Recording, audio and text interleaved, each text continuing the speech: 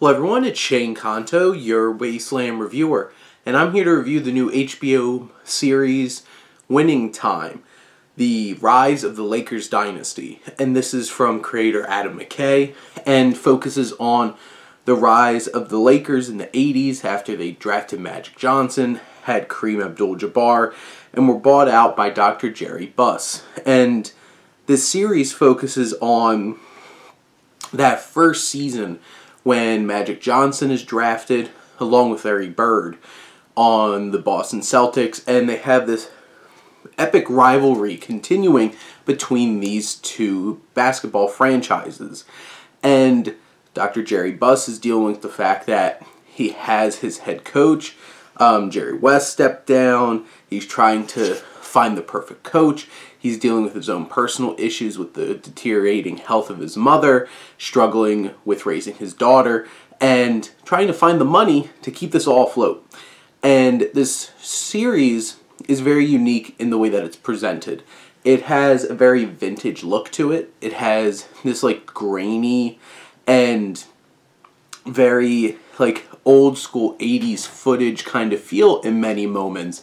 Like, because in general, it all feels vintage looking, but there's definitely moments where it gets really grainy. It looks like you're watching this on like home tape from the 1980s, and it has that distinct feel to it, and it's throughout the whole entire series.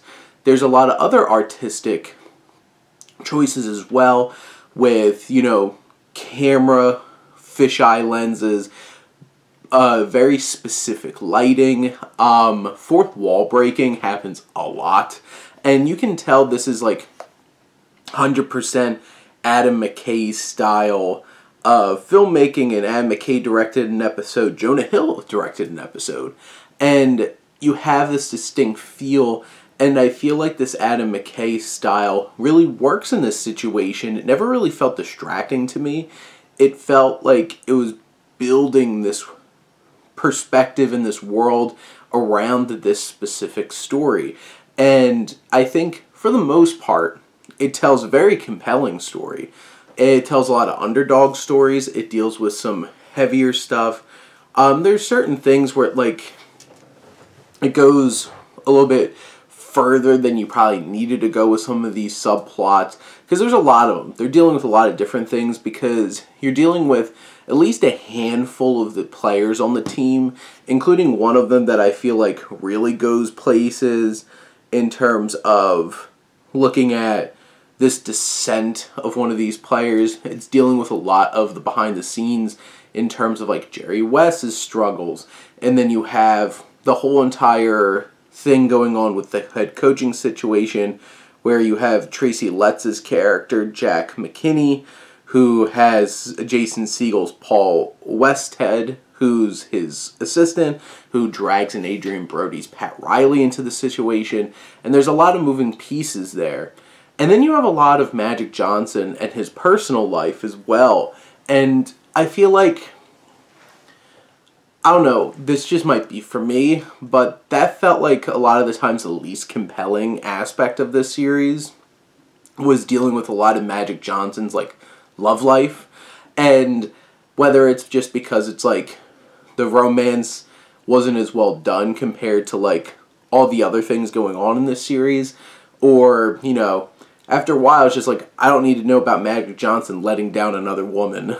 And basically it's like, because, you know, it has that setup, but I do think it's important to give his perspective, because he is like the key piece to this.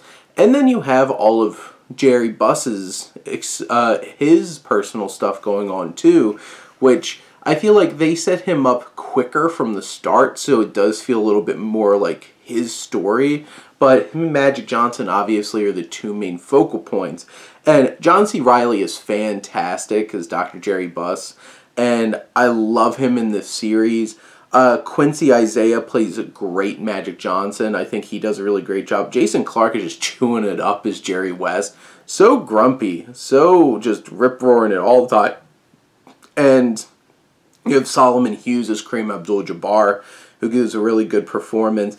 And like I mentioned before, the Tracy Letts, Jason Segel, Adrian Brody situation, I think, is a really great anchor to that. And, you know, you have Sally Field, who plays Jerry Buss's mother, who is a really quality supporting player in all of this.